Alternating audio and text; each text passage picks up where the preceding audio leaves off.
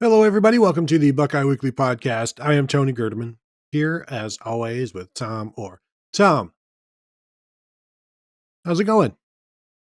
Tony, I don't think you broke any records with how long that power pause was, um, which I guess kind of goes pretty well with what we're going to be talking about today. Indeed, Tom, we are going to be discussing certainly some Ohio State football, but in the context of Buckeye records that will never be broken.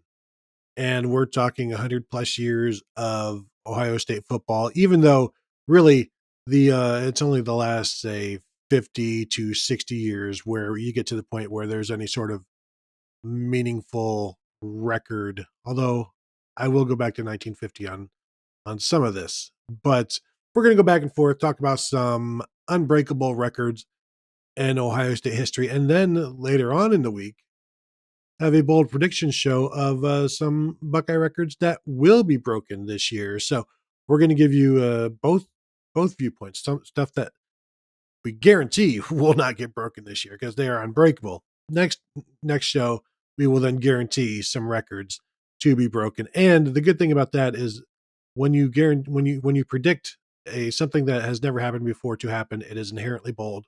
So that will be less bickering for me, which is fantastic. But first time, let's get to some unbreakable records. And we're just going to go back and forth on this. I've got a list of a bunch, but I'll let you go first. I should say that we could probably just take Archie's like 8 or 9 unbreakable records and just include them all as one. I don't know where you'd like to start, but in terms of records, he's usually the guy. Yeah, I'll tell you what, I will leave Archie for you. I'm going to start where I always want to start, which is punting the football.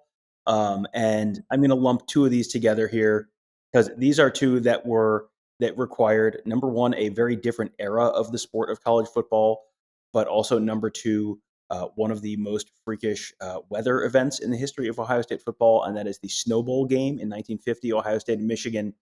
I'm just going to combine these two here. Vic Janowitz punted the ball 21 times in one game.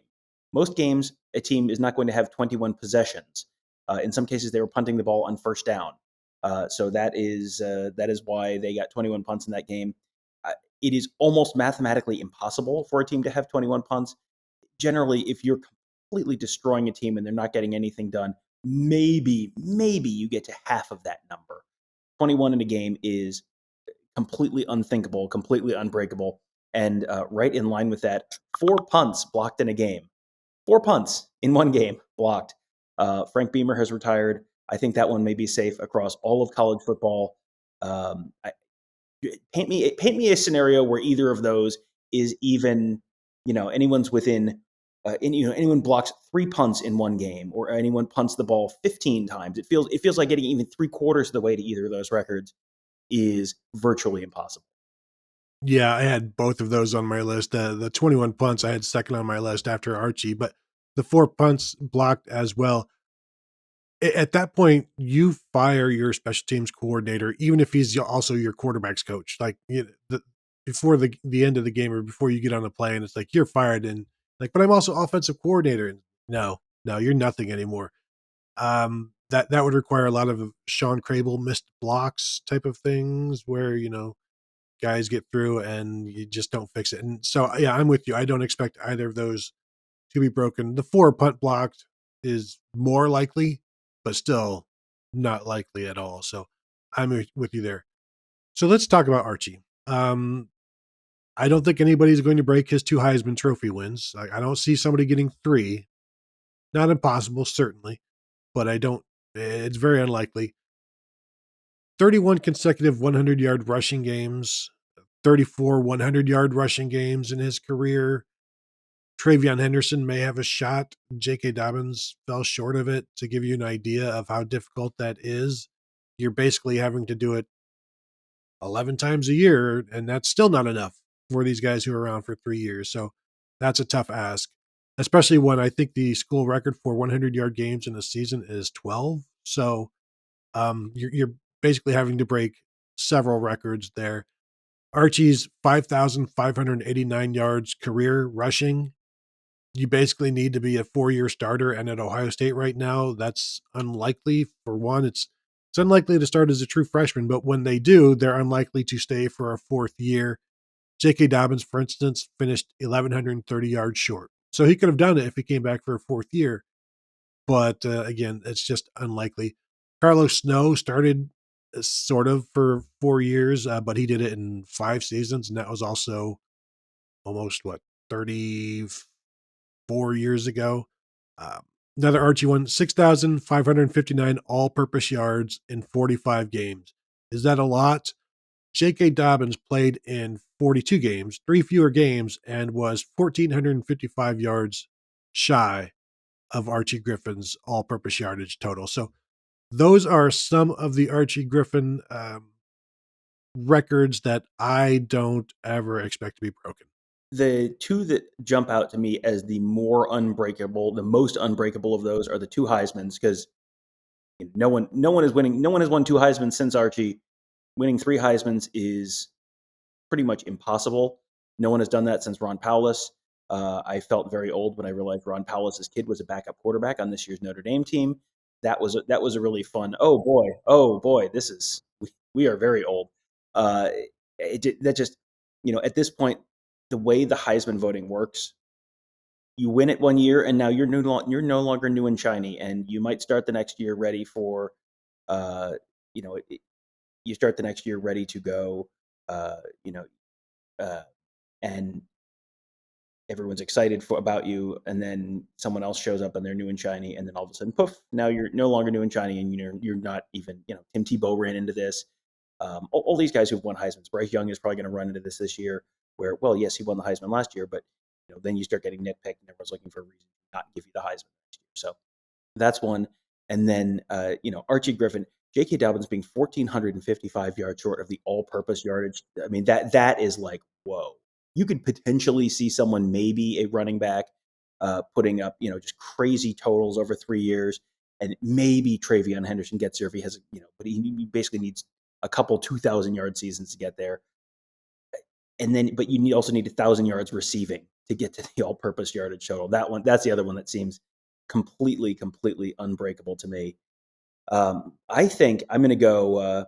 I'm going to stay on the negative side of things. Boy, Arch Schleister. That's a name that has a lot of associations for Ohio State fans, shall we say, over the years. Arch Schleister. I don't know that I ever looked at exactly how bad Arch Schleister's freshman season was. Woody Hayes had promised him he would start as a freshman, and he came in, and he started as a freshman. How did that work out? Well, not great. You might say it didn't work out well for Woody or for Art. Arch Schleister in his true freshman season threw 4 touchdowns and an Ohio State record 21 interceptions in one season. 21 interceptions. Just for a little context, C.J. Stroud last year threw 6. So that's I think that's a number that 21. If you're throwing 21 interceptions, you're getting benched. Like there's no way you're getting anywhere close to 21 interceptions.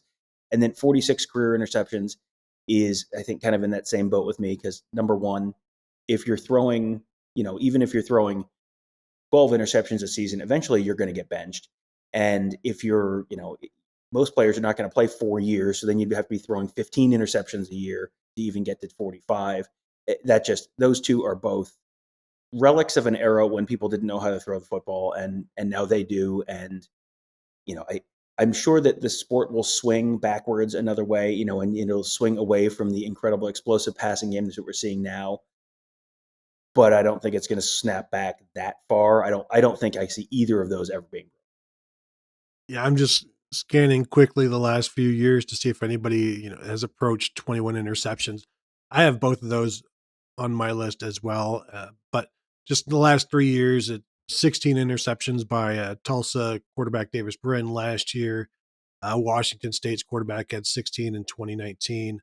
Oh, we've got Stephen Calvert of Liberty in 2018 with 18 interceptions. So, and remember, and keep in mind, these programs are throwing the ball about 5 times more per game than Art Schleister was as a freshman. And the 46 interceptions, man, it's hard to imagine starting for 4 years, or an Ohio State quarterback starting for 3 years or 2 years and amassing those numbers. Recruiting would have to fall off so far to have the only quarterback that you have amassing interception numbers like this.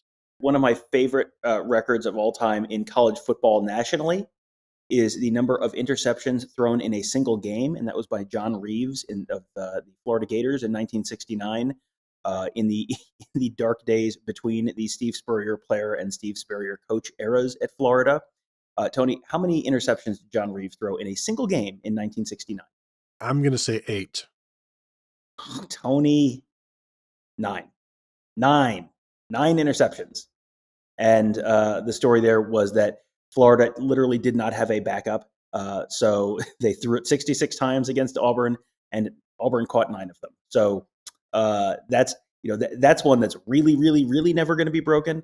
But that's only 9 years behind, before Schleister. So you're kind of in that same era where it was like throwing the football. It wasn't exactly a new thing, but no one had quite figured out really how to do it, and it was all a little. This was all much harder back in the day, apparently. So, that's one that will really, really, really never be broken.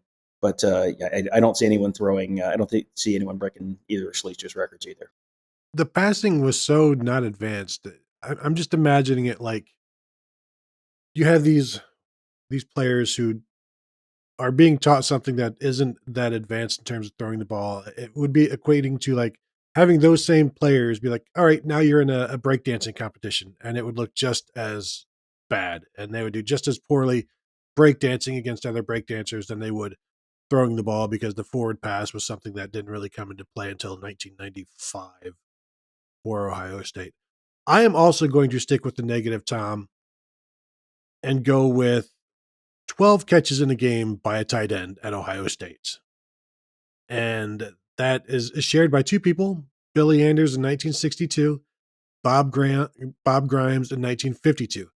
Now, we do know, we can see here that when it does happen, it happens in a year that ends in 2. We are now in 2022, 70 and 60 years after those records were set. I'm going to say it's not going to ever happen, and it shouldn't be an unbreakable record, especially now with Ohio State throwing the ball. It's not going to be. There's no reason to think it's going to be broken soon. I'll put it that way. It shouldn't be unbreakable, but I'm just going to throw it here because I know Ohio State is tight end you, but it's the receiver record was 14 until this year. So now imagine a tight end almost breaking that. Well, this would require a pretty much wholesale change of the Ohio State offense for this to happen. And with the way Ohio State recruits wide receivers, and this is not purely a brand new Brian Hartline thing either. Jim Tressel, I remember we've talked about this on the show before, but Jim Tressel was asked about why he didn't throw to the tight ends more. And it was like, well, every time I throw to the tight ends, I'm not throwing to Ted Ginn. So which would you like me to do? And it seems like there are times when it feels like 12 tight end catches in a season is like, wow, that seems unbreakable. It hasn't been quite that bad, but yes, 12 in a game would be a pretty remarkable change of pretty much everything to do with college football. I don't see that one happening. Let's see, boy, there's so many good ones here. I'm going to go with the Ohio State record of having 3 100-yard rushers in a game. And that was, and I didn't write this down, but I believe that was a Braxton Miller and Carlos Hyde and someone else Boom game, Heron. I believe. Was it Boom Heron? Okay, yeah. And so that was, paint me a scenario where they have 4 100-yard receivers. This is a little like the 3 Heisman's thing where they could have 3 100-yard rushers in a game again. That's something you could potentially see happening at some point. But to have 4 is like that's like those Tecmo Super Bowl games where I'm going to get all 5 of the Houston Oilers receivers to 1,000 yards in 1,000 yards in a season. Like you have to be like intentionally trying to do that, and unless you're in a situation like one of my favorite college football characters of all time, Paul Johnson. I will try and keep this story short-ish, but Paul Johnson, when he left Georgia Southern for Navy, a gentleman named Brian Van Gorder took over at Georgia Southern and decided he was no longer going to run the option because the option was a terrible offense. Brian Van Gorder lasted 1 year at Georgia Southern. Terrible. And then Brian Van Gorder ended up being the defensive coordinator at, I believe, Louisville several years later.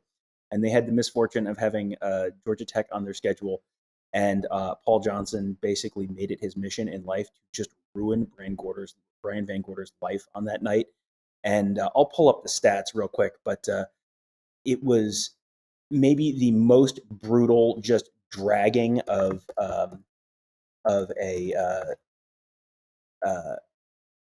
defensive coordinator as you could possibly imagine. It was pure spite. Ran the ball as brutally as you possibly could, and just over and over and over, just to prove his point. 66-31. 35 of those points coming in the second half. Just dragged him and dragged him and dragged him and dragged him. I'm trying to 550 yards, 4 yards of offense. 542 of the 554 yards of total offense coming on the ground. So unless you're trying to do something like that, like outside of a scenario like that, if Ohio State took it extremely personally that Michigan questioned their toughness and decided they just were going to run the ball over Michigan, this year, and but you had a bigger talent gap than you would have between Ohio State and Michigan. Something like that would be a scenario like that would probably require to get to 4 100-yard rushers. Yeah, that was number 3 on my list. That was 2011 against Indiana. Carlos Hyde and Braxton Miller each had 105 yards rushing. Dan Herron, 141 yards rushing. The interesting note that I like about that game is I predicted it to happen. So I said Ohio State's going to have 3 100-yard rushers. They hadn't happened since 1989.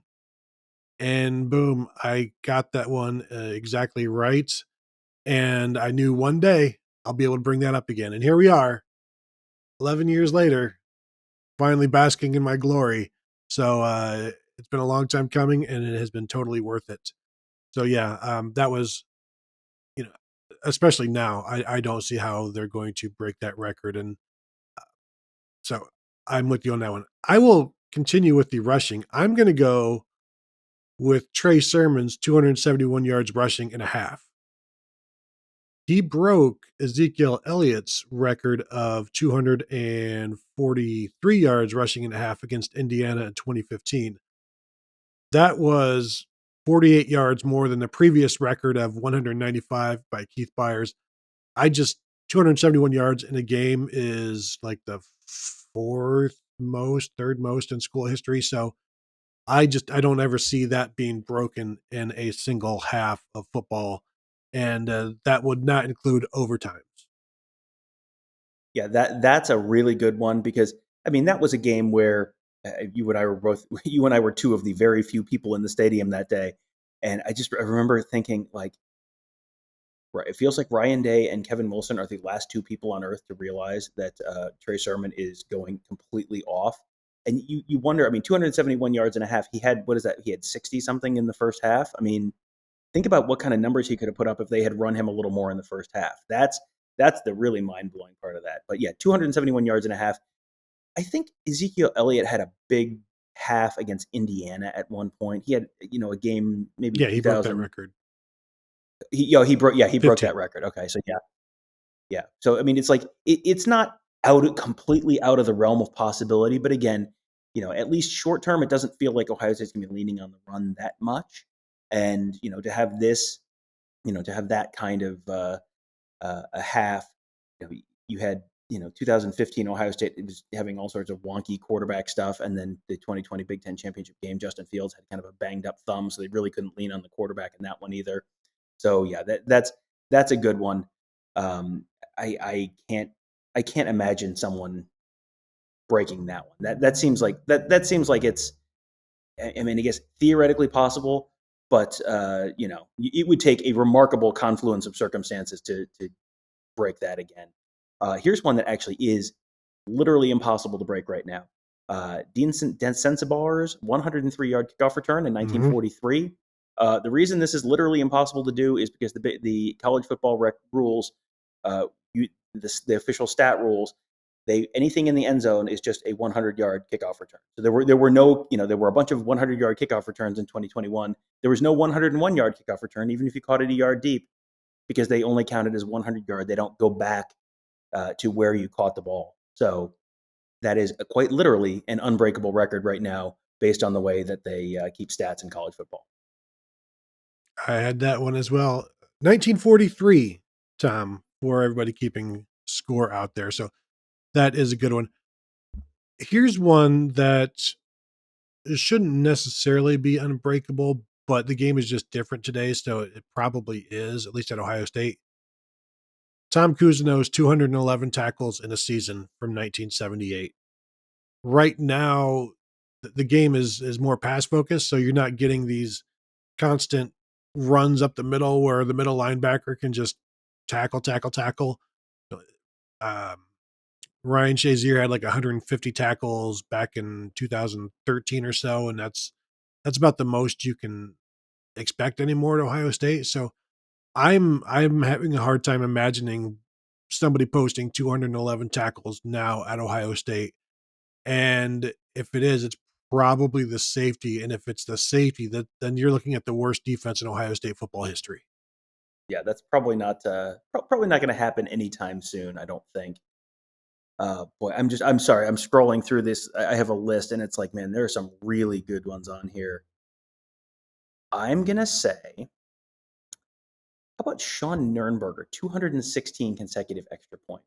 He was the kicker he was, I think, a 4-year kicker, never missed an extra point. And, you go through the extra point record book, and, there are long stretches of like Hobbiel hitting 150 something in a row, Sean Nurnberger 200 something in a row. I mean, it's essentially automatic, but you only have to have one. You only have to have one little slip, one bad snap, one ball where it's wet and it's snowy and the ball slips through the holder's hands. You've seen Ohio State miss extra points. It feels almost like a coincidence that hasn't happened with, that never happened with Nurnberger. Because it's like, an Ohio State kicker is going to be able to just put the ball, if you just have the ball sitting on one of those little holder mechanism things, he's just going to be able to pump the ball through the extra, the uprights over and over and over again as many times as you want him to. But there's just a couple other moving parts there, and hey, some guy on the other team gets just a little bit more push in the middle and gets up and gets a fingertip on it or something like that. That just seems like it's not that a kicker won't have 216 extra point attempts in his career if he's a 4-year kicker at Ohio State. They're going to score a lot of touchdowns. You're going to kick a lot of PATs.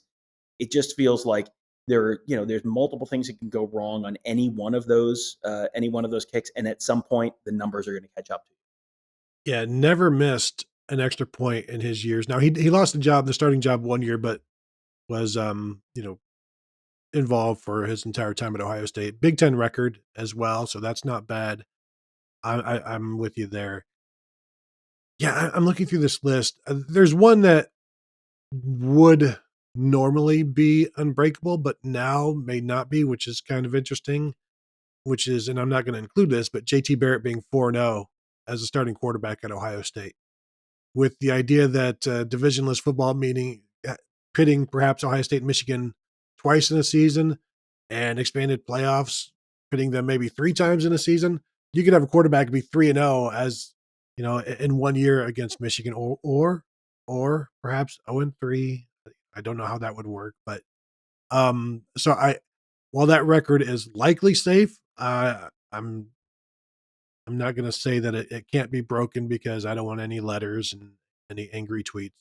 That's one of those where I'm not sure I'm willing to make any extremely specific predictions on numbers of matchups or types of matchups between any number of schools in college football moving forward. Seems like there's a lot of moving parts there that the answer to that's extremely unbreakable under the way college football is right now, but it may not be unbreakable under the way college football is 2 years from now. So yes for now, but not necessarily longer term than that. And in fact, college football may be different by the time you're listening to this. Here's one I got for you. Keith Byers, 203.8 all-purpose yards per game in 1984. I think in all-purpose yards, just so you guys know, includes punt returns and kickoff returns. I think it's unbreakable. Although now that I'm talking about it, if Emeka Egbuka remains the kickoff returner, he could have a shot. He could be 70 to 80 yards receiving a game, and if he's returning 3 kickoffs per game at 30, I mean, he's still going to be well short. So I feel pretty good about my numbers here. Travion Henderson not going to be the kickoff return guy. Probably average around 120 yards rushing a game and not 80 yards receiving. And that's just a really tough number, and nobody has approached it since Keith Byers did it. And I'm sure nobody approached it before then. So I'm going with Keith Byers, 203.8 all-purpose yards per game, 1984, unbreakable. That seems like a pretty good one as well, because you could see a running back averaging 100 and something yards per game, but then your starting running back is virtually never at this point also your kick returner because of the way that things work. Think about who's been returning kicks for Ohio State recently. It's generally sort of the next hot stuff 5-star receiver or running back who, Travion Henderson was the first guy back for a kickoff last year.